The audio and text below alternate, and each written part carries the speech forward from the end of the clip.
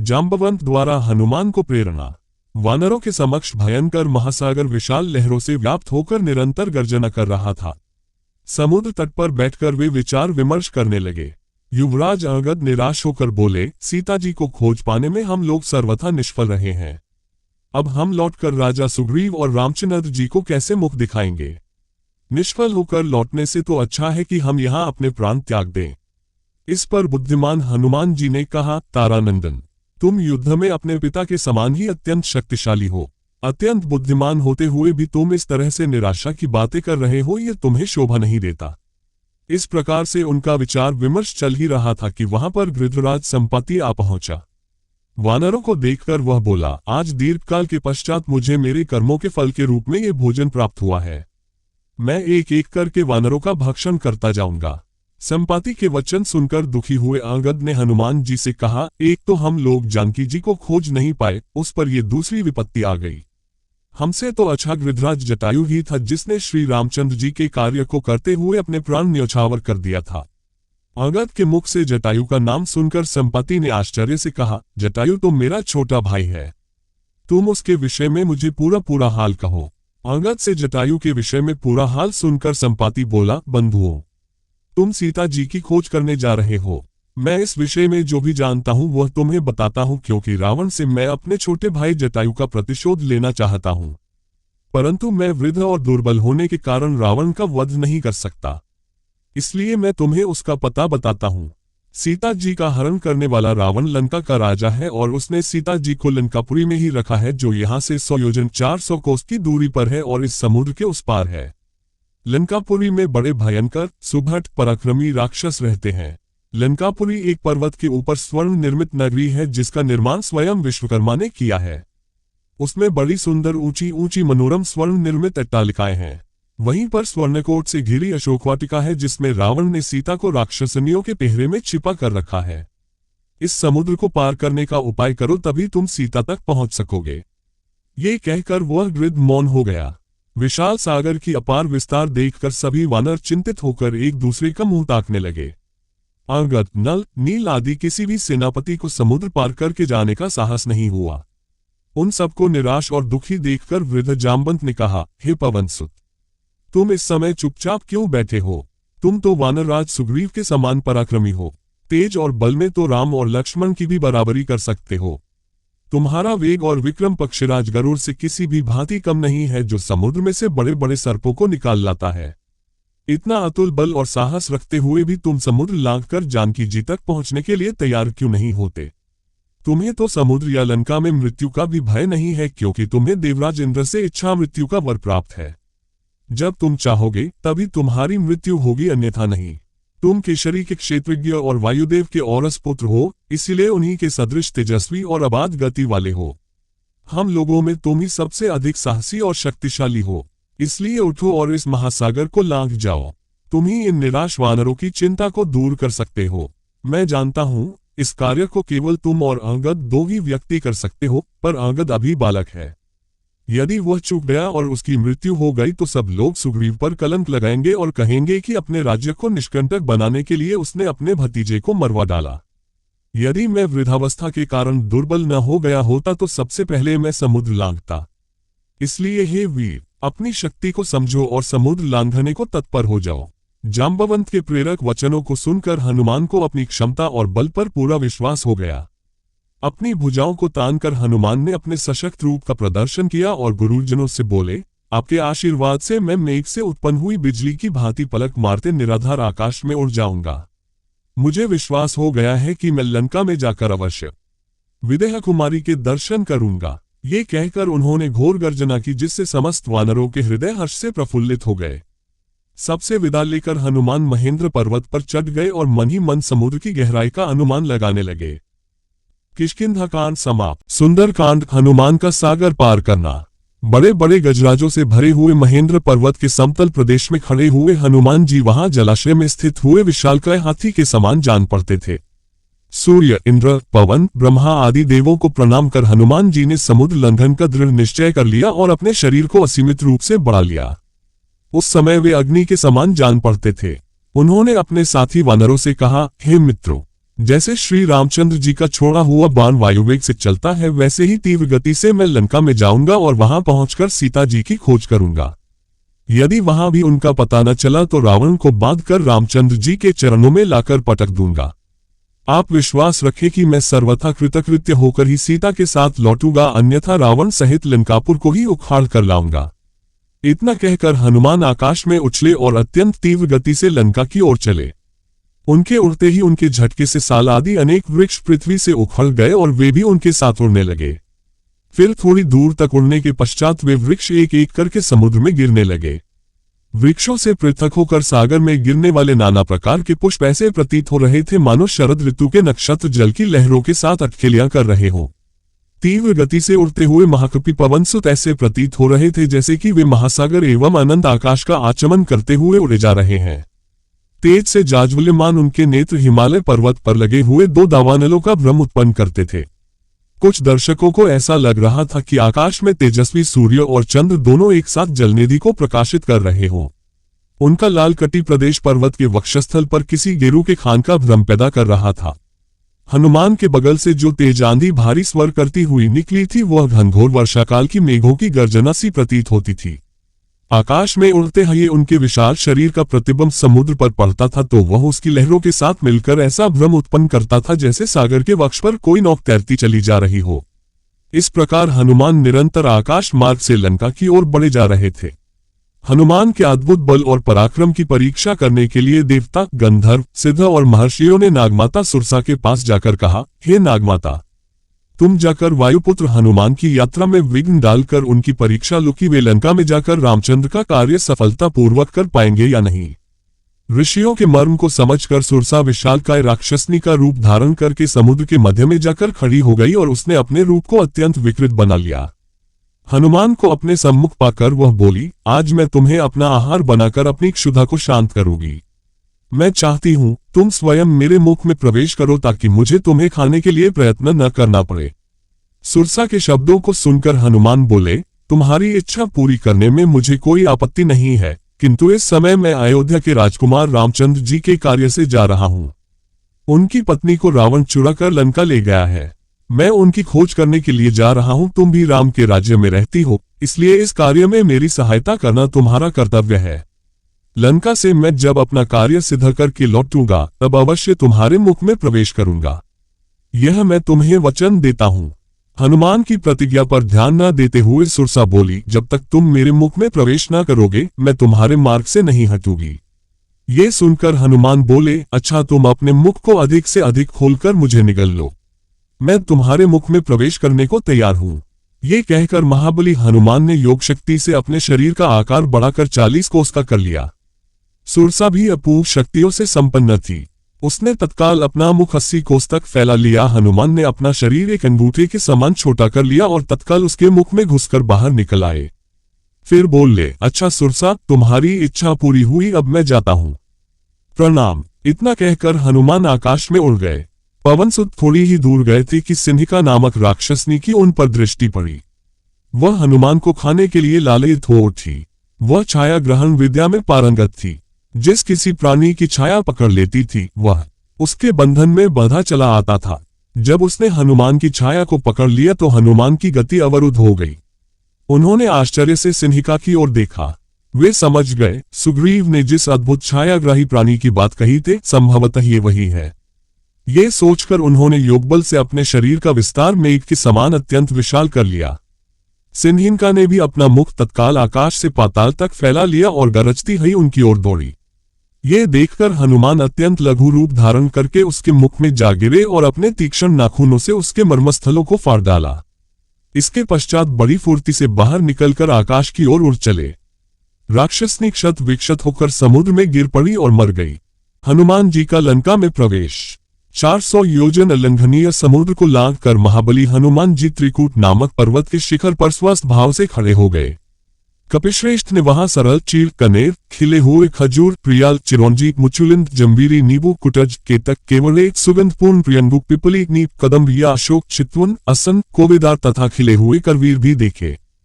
फूलों के भार से लदे हुए तथा मुकुलित अतखिले बहुत से वृक्ष भी उन्हें दृष्टिगोचर हुए, जिनकी डालियां झूम रही थीं और जिन पर नाना प्रकार के पक्षी कलरव कर रहे थे। हनुमान जी धीरे धीरे अद्भुत शोभा से संपन्न रावण पालित लंकापुरी के पास पहुंचे। उन्होंने देखा लंका के चारों ओर कमलों से सुशोभित जलपूरित खाई खुदी हुई है। वह महापुरी सोने की चहारदीवारी से घिरी हुई है। श्वेत रंग की ऊंची ऊंची सड़कें उस पुरी को सब ओर से घेरे हुए थीं। सैकड़ों गगनचुंबी अट्टालिकाएं ध्वजा पताका फहराती हुई उस नगरी की शोभा बढ़ा रही हैं। उस पुरी के उत्तर द्वार पर पहुंचकर वानरवीर हनुमान जी चिंता में पड़ गए। लंकापुरी भयानक राक्षसों से उसी प्रकार भरी हुई थी जैसे कि पाताल की भोगवतीपुरी नागुस से भरी रहती है। हाथों में शूल और पट्टिश लिए बड़ी बड़ी दाढ़ों वाले बहुत से शूरवीर घोर राक्षस लंकापुरी की रक्षा कर रहे थे। नगर की इस भारी सुरक्षा, उसके चारों ओर समुद्र की खाई और रावण जैसे भयंकर शत्रु को देखकर हनुमान जी विचार करने लगे कि यदि वानर वहां तक आ जाएं तो भी वे व्यर्थ ही सिद्ध होंगे, क्योंकि युद्ध द्वारा देवता भी लंका पर विजय नहीं पा सकते। रावण पालित इस दुर्गम और विषम संकटपूर्ण लंका में महाबाहु रामचंद्र भी जाए तो क्या कर पाएंगे। राक्षसों पर साम, दान और भेद की नीति का प्रयोग असंभव दृष्टिगत हो रहा है। यहाँ तो केवल 4 वेगशाली वानरों अर्थात बालीपुत्र अंगद, नील, मेरी और बुद्धिमान राजा सुग्रीव की ही पहुंच हो सकती है। अच्छा, पहले ये तो पता लगाऊं कि विदेह कुमारी सीता जीवित भी है या नहीं। जनककिशोरी का दर्शन करने के पश्चात ही मैं इस विषय में कोई विचार करूंगा। उन्होंने सोचा कि मैं इस रूप से राक्षसों की इस नगरी में प्रवेश नहीं कर सकता, क्योंकि बहुत से क्रूर और बलवान राक्षस इसकी रक्षा कर रहे हैं। जानकी की खोज करते समय मुझे स्वयं को इन महातेजस्वी, महापराक्रमी और बलवान राक्षसों से गुप्त रखना होगा। अतः मुझे रात्रि के समय ही नगर में प्रवेश करना चाहिए और सीता का अन्वेषण का ये समयोचित कार्य करने के लिए ऐसे रूप का आश्रय लेना चाहिए जो आंख से देखा न जा सके। मात्र कार्य से ही यह अनुमान हो कि कोई आया था। देवताओं और असुरों के लिए भी दुर्जय लंकापुरी को देखकर हनुमान जी बारंबार लंबी सांस खींचते हुए विचार करने लगे कि किस उपाय से काम लूं जिसमें दुरात्मा राक्षस राज रावण की दृष्टि से ओझल रहकर मैं मिथिलेशनंदिनी जनककिशोरी सीता का दर्शन प्राप्त कर सकूं। अविवेकपूर्ण कार्य करने वाले दूत के कारण बने बनाए काम भी बिगड़ जाते हैं। यदि राक्षसों ने मुझे देख लिया तो रावण का अनर्थ चाहने वाले श्री राम का ये कार्य सफल न हो सकेगा। अतः अपने कार्य की सिद्धि के लिए रात में अपने इसी रूप में छोटा सा शरीर धारण करके लंका में प्रवेश करूंगा और घरों में घुसकर जानकी जी की खोज करूंगा। ऐसा निश्चय करके वीर वानर हनुमान सूर्यास्त की प्रतीक्षा करने लगे। सूर्यास्त हो जाने पर रात के समय उन्होंने अपने शरीर को छोटा बना लिया और उछलकर उस रमणीय लंकापुरी में प्रवेश कर गए। लंका में सीता की खोज। इस प्रकार से सुग्रीव का हित करने वाले कपिराज हनुमान जी ने लंकापुरी में प्रवेश कर मानव शत्रुओं के सिर पर अपना बायां पैर रख दिया। वे राजमार्ग का आश्रय ले उस रमणीय लंकापुरी की ओर चले। वहां पर स्वर्ण निर्मित विशाल भवनों में दीपक जगमगा रहे थे। कहीं नृत्य हो रहा था और कहीं सुरा पीकर मस्त हुए राक्षस अनर्गल प्रलाप कर रहे थे। हनुमान जी ने देखा कि बहुत से राक्षस मंत्रों का जाप करते हुए स्वाध्याय में तत्पर थे। कोई जटा बढ़ाए तो कोई मूल मुड़ाए। रावण के अनेक गुप्तचर भी उन्हें दृष्टिगत हुए। हनुमान जी ने नगर के सब भवनों तथा एकांत स्थानों को छान डाला, परंतु कहीं सीता दिखाई नहीं दी। अंत में उन्होंने सब ओर से निराश होकर रावण के उस राजप्रासाद में प्रवेश किया जिसमें लंका के मंत्री, सचिव एवं प्रमुख सभासद निवास करते थे। उन सब का भली भांति निरीक्षण करने के पश्चात वे रावण के अत्यंत प्रिय बृहत्शाला की ओर चले। वहां की सीढ़ियां रत्नजटित थीं। स्वर्ण निर्मित वातान दीपों के प्रकाश से जगमगा रही थीं। स्थान स्थान पर हाथी दांत का काम किया हुआ था। छतें और स्तंभ मणियों तथा रत्नों से जड़े हुए थे। इंद्र के भवन से भी अधिक सुसज्जित इस भव्यशाला को देखकर हनुमान चकित रह गए। उन्होंने एक और स्फटिक के सुंदर पलंग पर रावण को हुए मदिरा के मद में पड़े देखा, जो कि अनिंद्य सुंदरियों से घिरे है था। उसके नेत्र अर्धनिमीलित हो रहे थे। अनेक रमणियों के वस्त्राभूषण अस्त व्यस्त हो रहे थे और वे सूर्य के प्रभाव से अछूती भी नहीं थी। वहां भी सीता को न पाकर पवनसुत बाहर निकल आए। फिर हनुमान जी ने रावण के अन्य निकट संबंधियों के निवास स्थानों में सीता की खोज की, किंतु वहां भी उन्हें असफलता ही मिली। तत्पश्चात हनुमान ने रावण की पटरानी मंदोदरी के भवन में प्रवेश किया। अपने शयनागार में मंदोदरी एक स्फटिक से श्वेत पलंग पर सो रही थी। उसके शैया के चारों ओर रंग बिरंगी सुवासित पुष्पमालाएं झूल रही थीं। उसके अद्भुत रूप, लावण्य, सौंदर्य एवं यौवन को देखकर हनुमान के मन में विचार आया, संभवतः यही जनकनंदिनी सीता है, परंतु उसी क्षण उनके मन में एक और विचार उठा कि ये सीता नहीं हो सकती, क्योंकि रामचंद्र जी के वियोग में पतिव्रता सीता न तो सो सकती है और न इस प्रकार आभूषण आदि पहनकर श्रृंगार ही कर सकती है। अतएव ये स्त्री अनुपम लावण्यमयी होते हुए भी सीता कदापि नहीं है। ये सोचकर वे उदास हो गए और मंदोदरी के कक्ष से बाहर निकाले। अकस्मात वे सोचने लगे कि आज मैंने पराई स्त्रियों को अस्त व्यस्त वेश में सोते हुए देखकर भारी पाप किया है। वे इस पर पश्चाताप करने लगे। फिर यह विचार कर उन्होंने अपने मन को शांति दी कि उन्हें देखकर मेरे मन में कोई विकार उत्पन्न नहीं हुआ, इसलिए यह पाप नहीं है। फिर जिस उद्देश्य के लिए मुझे भेजा गया है उसकी पूर्ति के लिए मुझे अनिवार्य रूप से स्त्रियों का अवलोकन करना पड़ेगा। इसके बिना मैं अपना कार्य कैसे पूरा कर सकूंगा। फिर वे सोचने लगे, मुझे सीता जी कहीं नहीं मिली, रावण ने उन्हें मार तो नहीं डाला। यदि ऐसा है तो मेरा सारा परिश्रम व्यर्थ गया। नहीं, मुझे यह नहीं सोचना चाहिए। जब तक मैं लंका का कोना कोना न छान मारूं तब तक मुझे निराश नहीं होना चाहिए। ये सोचकर अब उन्होंने ऐसे ऐसे स्थानों की खोज आरंभ की जहां तनिक भी असावधानी उन्हें यमलोक तक पहुंचा सकती थी। उन स्थानों में उन्होंने रावण द्वारा हरी गई अनुपम सुंदर नागकन्याओं एवं किन्नरियों को भी देखा, परंतु सीता कहीं नहीं मिली। सब ओर से निराश होकर उन्होंने सोचा, मैं बिना सीता जी का समाचार लिए लौटकर किसी को मुख नहीं दिखा सकता, इसलिए यहीं रहकर उनकी खोज करता रहूंगा अथवा अपने प्राण दे दूंगा। ये सोचकर भी उन्होंने सीता को खोजने का कार्य बंद नहीं किया। हनुमान जी अशोकवाटिका में। हनुमान जी सीता की खोज के अपने निश्चय पर अडिग हो गए। उन्होंने प्रण कर लिया कि जब तक मैं यशस्विनी श्री रामपत्नी सीता का दर्शन न कर लूंगा तब तक इस लंकापुरी में बारंबार उनकी खोज करता ही रहूंगा। इधर यह अशोकवाटिका दृष्टिगत हो रही है जिसके भीतर अनेक विशाल वृक्ष हैं। इस वाटिका में मैंने अभी तक अनुसंधान नहीं किया है, अतः अब इसी में चलकर जनककुमारी वैदेही को ढूंढना चाहिए। वह अशोकवाटिका चारों ओर से ऊंचे परकोटों से घिरी हुई थी, अतः वाटिका के भीतर जाने के उद्देश्य से हनुमान जी उसकी चहारदीवारी पर चढ़ गए। चहारदीवारी पर बैठे हुए उन्होंने देखा कि वहां साल, अशोक, निम्ब और चंपा के वृक्ष भली भांति खिले हुए थे। बहुवार, नागकेसर और बंदर के मुंह की भांति लाल फल देने वाले आम भी पुष्प मंजरियों से सुशोभित हो रहे थे। अमराइयों से युक्त वे सभी वृक्ष शत शत लताओं से आवेष्टित हो रहे थे। हनुमान जी प्रत्यंचा से छूटे हुए बाण के समान उछले और उन वृक्षों की वाटिका में जा पहुंचे। वह विचित्र वाटिका स्वर्ण और रजत के समान वर्ण वाले वृक्षों द्वारा सब ओर से घिरी हुई थी और नाना प्रकार के पक्षियों के कलरव से गुंजायमान हो रही थी। भांति भांति के विहंगमों और मृग समूहों से उसकी विचित्र शोभा हो रही थी। वह विचित्र काननों से अलंकृत थी और नवोदित सूर्य के समान अरुण रंग की दिखाई देती थी। फूलों और फलों से लदे हुए नाना प्रकार के वृक्षों से व्याप्त हुई उस अशोकवाटिका का मतवाले कोकिल और भ्रमर सेवन करते थे। मृग और द्विज पक्षी मदमत हो उठते थे। मतवाले मोरों का कलनाद वहां निरंतर गूंजता रहता था।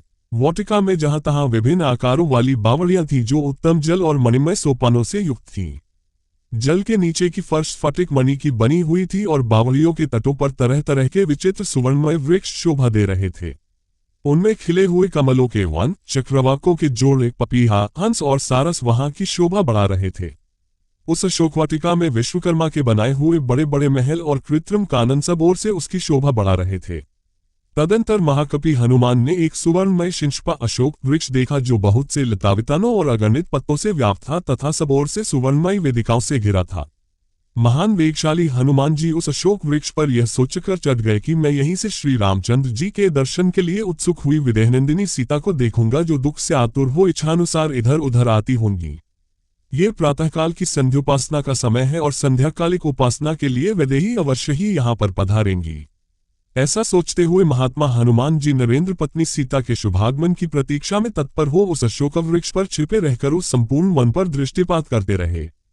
उस अशोकवाटिका में वानर शिरोमणि हनुमान ने थोड़ी ही दूर पर एक गोलाकार ऊंचा 1000 खंभों वाला गोलाकार प्रासाद देखा जो कैलाश पर्वत के समान श्वेत वर्ण का था। उसमें मूंगे की सीढ़ियां बनी थी तथा तपाए हुए सोने की वेदियां बनाई गई थीं। उनकी दृष्टि वहां एक सुंदरी स्त्री पर पड़ी जो मलिन वस्त्र धारण किए राक्षसियों से घिरी हुई बैठी थी।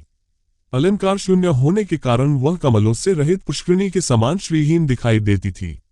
वह शोक से पीड़ित, दुख से संतप्त और सर्वथा क्षीणकाय हो रही थी। उपवास से दुर्बल हुई उस दुखिया नारी के मुंह पर आंसुओं की धारा बह रही थी। वह शोक और चिंता में मग्न हो दीन दशा में पड़ी हुई थी एवं निरंतर दुख में ही डूबी रहती थी।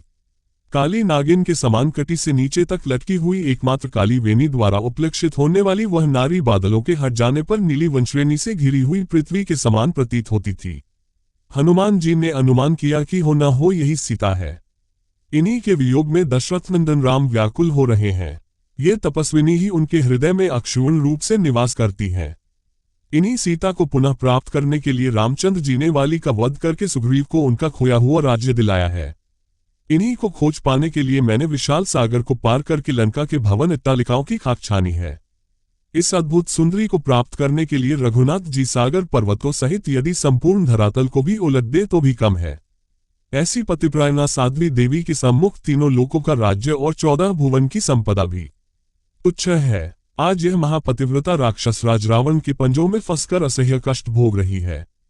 मुझे अब इस बात में तनिक भी संदेह नहीं है कि यह वही सीता है जो अपने देवता तुल्य पति के प्रेम के कारण अयोध्या के सुख वैभव का परित्याग करके रामचंद्र के साथ वन के कष्टों को हंस हंस कर झेलने के लिए चली आई थी और जिसे नाना प्रकार के दुखों को उठाकर भी कभी वन में आने का पश्चाताप नहीं हुआ। वही सीता आज इस राक्षसी घेरे में फंसकर अपने प्राणनाथ के वियोग में सूख सूख कर कांटा हो गई है, किंतु उन्होंने अपने सतीत्व पर किसी प्रकार की आंच नहीं आने दिया। इसमें संदेह नहीं, यदि इन्होंने रावण के कुत्सित प्रस्ताव को स्वीकार कर लिया होता तो आज इनकी ये दशा नहीं होती। राम के प्रति इनके मन में कितना अटल स्नेह है, यह इसी बात से सिद्ध होता है कि ये न तो अशोकवाटिका की सुरम्य शोभा को निहार रही हैं और न इन्हें घेर कर बैठी हुई निशाचरियों को। उनकी एकटक दृष्टि पृथ्वी में राम की छवि को निहार रही हो। सीता की ये दीन दशा देखकर भावुक पवनसुत के नेत्रों से अश्रुधारा प्रवाहित हो चली। वे सुध बुद्ध भूलकर निरंतर आंसू बहाने लगे। कभी वे सीता जी की दीन दशा को देखते थे और कभी रामचंद्र जी के उदास दुखी मुखमंडल का स्मरण करते थे। इसी विचारधारा में डूबते उतराते रात्रि का अवसान होने और प्राची का मुखमंडल उषा की लालिमा से सुशोभित होने लगी। तभी हनुमान को ध्यान आया कि रात्रि समाप्त प्राय हो रही है। वे चैतन्य होकर ऐसी युक्ति पर विचार करने लगे जिससे वे सीता से मिलकर उनसे वार्तालाप करके उन तक श्री रामचंद्र जी का संदेश पहुंचा सके। रावण सीता संवाद। इस प्रकार फूले हुए वृक्षों से सुशोभित उस वन की शोभा देखते और विदेह नंदिनी का अनुसंधान करते हुए हनुमान जी की वह सारी रात प्रायः व्यतीत हो चली। रात्रि जब मात्र एक प्रहर बाकी रही तो रात के उस पिछले प्रहर में 6 अंगों स्थित संपूर्ण वेदों के विद्वान तथा श्रेष्ठ यज्ञों द्वारा यजन करने वाले ब्रह्म राक्षसों के घर में वेदपाठ की ध्वनि होने लगी, जिसे हनुमान जी ने सुना। तदंतर मंगल वाद्यों तथा श्रवण सुखद शब्दों द्वारा महाबाहु दशमुख रावण को जगाया गया। जागने पर महाभागी एवं प्रतापी राक्षस राज रावण ने सबसे पहले विदेहनंदिनी सीता का चिंतन किया। सीता के प्रति आसक्त एवं काम से प्रेरित रावण ने सब प्रकार के आभूषण धारण कर तथा परम उत्तम शोभा से संपन्न हो अशोकवाटिका में प्रवेश किया। पुलस्त्यनंदन रावण के पीछे पीछे लगभग 100 सुंदरियां भी थीं। काम के अधीन एवं मन में सीता की आस लगाए मंदगति से आगे बढ़ता रावण अद्भुत शोभा पा रहा था। काम, दर्प और मद से युक्त चिंत्य बल पौरुष से संपन्न रावण के अशोकवाटिका के द्वार तक पहुंचने पर कपिवर हनुमान जी ने उसे देखा। यद्यपि मतिमान हनुमान जी अत्यंत उग्र तेजस्वी थे, तथापि रावण के तेज से तिरस्कृत से होकर सघन पत्तों में घुसकर छिप गए। अनिंद्य सुंदरी राजकुमारी सीता ने जब उत्तमोत्तम आभूषणों से विभूषित तथा रूप यौवन से संपन्न राक्षस राज रावण को आते देखा तो वे प्रचंड हवा में हिलने वाली कदली के समान भय के मारे थर-थर कांपने लगी। सुंदर कांति वाली विशाललोचना जानकी ने अपने जंघाओं से पेट और दोनों भुजाओं से स्तन छिपा लिए और रुदन करने लगी। निशाचरियों से घिरी आसन रहित भूमि पर शोक विहुल दीन सीता को रावण ने ध्यानपूर्वक देखा, जो दृष्टि नीची किए एकटक पृथ्वी की ओर देख रही थी। ऐसी दुखी जानकी के पास आकर लंकापति रावण हंसता हुआ बोले, हे मृगनयनी, मुझे देखकर तू अपने शरीर को छिपाने का प्रयत्न क्यों कर रही है? स्मरण रख, तेरी इच्छा के बिना मैं कदापि तेरा स्पर्श नहीं करूंगा। तू मुझ पर और मेरे कथन पर विश्वास रख और इस प्रकार दुखी होकर अश्रु मत बहा। तेरी यह मलिन आभूषणहित वेशभूषा देखकर मुझे अत्यधिक पीड़ा होती है। तू संसार की सुंदरियों में शिरोमणि है।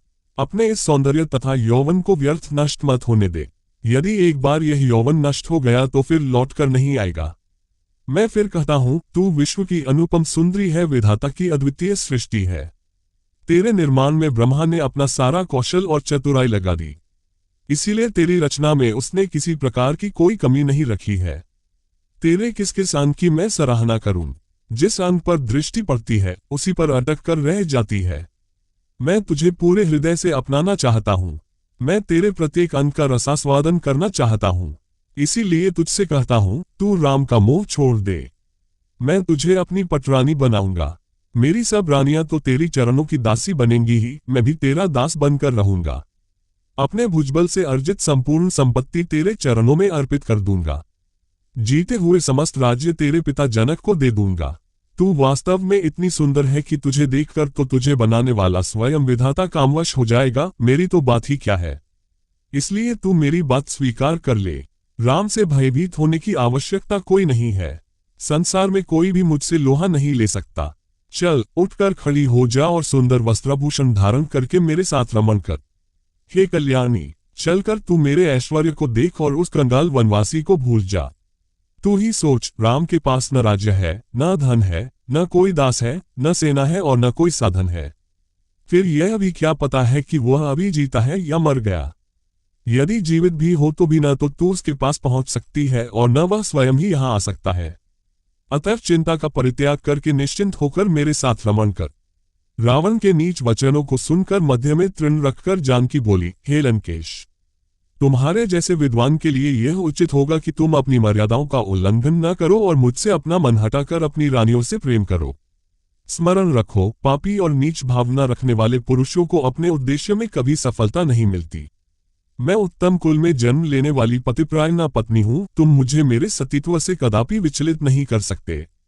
अपने प्राण रहते मैं तुम्हारे नीचता से परिपूर्ण प्रस्ताव को किसी भी दशा में स्वीकार नहीं कर सकती।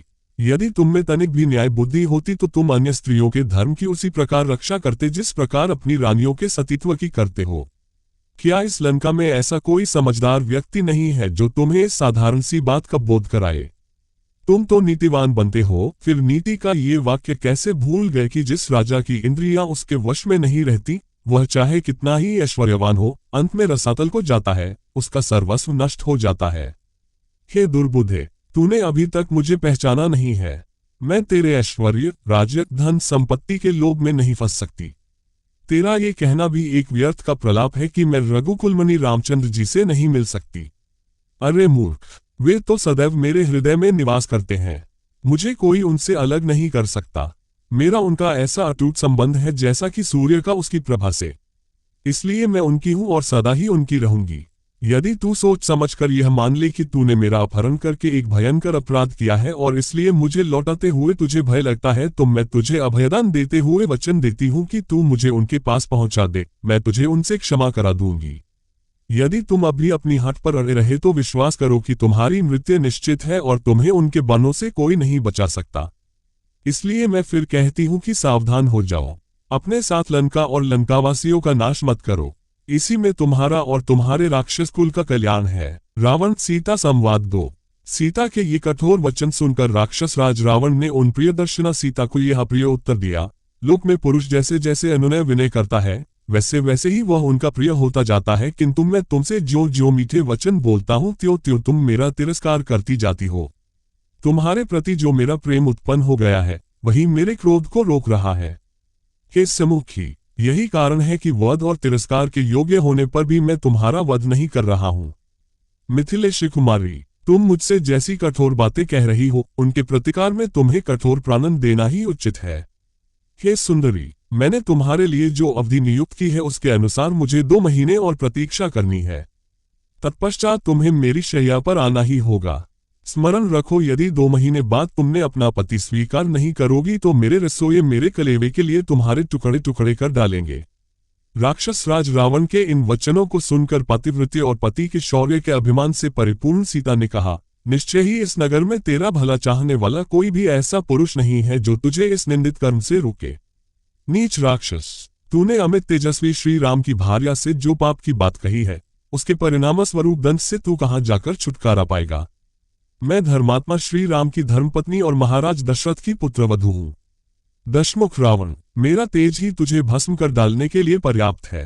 केवल श्री राम की आज्ञा न होने से और अपनी तपस्या को सुरक्षित रखने के विचार से मैं तुझे भस्म नहीं कर रही हूं। निसंदेह तेरे वध के लिए ही विधाता ने यह विधा रच दिया है। तू कितना वीर और पराक्रमी है इसका पता तो मुझे उसी दिन चल गया था जब तेरे पास इतनी विशाल सेना, बल और तेज होते हुए भी तू मुझे चोरों की भांति मेरे पति की अनुपस्थिति में चुरा लाया था। क्या इससे तेरी कायरता का पता नहीं चलता? सीता के मुख से ऐसे अप्रत्याशित एवं अपमानजनक वचन सुनकर रावण का संपूर्ण शरीर क्रोध से थरथर कांपने लगा। उसके नेत्रों से अंगारे बरसाने लगे। वह दहाड़ता हुआ बोला, अन्याय और निर्धन मनुष्य का अनुसरण करने वाली नारी, जैसे सूर्यदेव अपने तेज से प्रातःकालिक संध्या के अंधकार को नष्ट कर देते हैं, उसी प्रकार मैं तेरा तत्काल विनाश किए देता हूं। तत्पश्चात रावण ने एकाक्षी, एक आंख वाली, एक कर्णा, एक कान वाली, अश्वपदी, घोड़े के समान पैर वाली, सिंहमुखी, सिंह के समान मुख वाली आदि विकराल दिखाई देने वाली राक्षसियों को संबोधित करते हुए कहा, जिस प्रकार भी हो, सीता को मेरे वश में होने के लिए विवश करो। यदि वह प्रेम से न माने तो इसे मनचाहा दंड दो, ताकि यह हाथ जोड़कर गिड़गिड़ाती हुई मुझसे प्रार्थना करे और मुझे अपना पति स्वीकार करे। राक्षसियों को इस प्रकार आज्ञा देकर काम और क्रोध से व्याकुल हुआ राक्षस राज रावण सीता की ओर देखकर गर्जना करने लगा। रावण को अत्यंत क्रोधित देखकर मंदोदरी और धान्यमालिनी नाम की एक अन्य राक्षस कन्या शीघ्र रावण के पास आई और उसका आलिंगन कर बोली, हे प्राणनाथ, आप इस कुरूप सीता के लिए क्यों इतने व्याकुल होते हैं? भला इसके फीके पतले अधरों, अनाकर्षक कांति और छोटे भद्दे आकार में क्या आकर्षण है? आप चलकर मेरे साथ विहार कीजिए, इस अभागी को मरने दीजिए। इसके ऐसे भाग्य कहाँ जो आप जैसे अपूर्व बलिष्ठ, अद्भुत पराक्रमी, तीनों लोकों के विजेता के साथ रमण सुख प्राप्त कर सके। नाथ, जो स्त्री आपको नहीं चाहती, उसके पीछे उन्मत्त की भांति दौड़ने से क्या लाभ? इससे तो व्यर्थ ही मन को दुख होता है। जब उन राक्षसियों ने ऐसा कहा और उसे दूसरी ओर हटा ले गईं, तो मेघ के समान काला और बलवान राक्षस रावण जोर जोर से हंसता हुआ अपने भव्य प्रासाद की ओर चल पड़ा।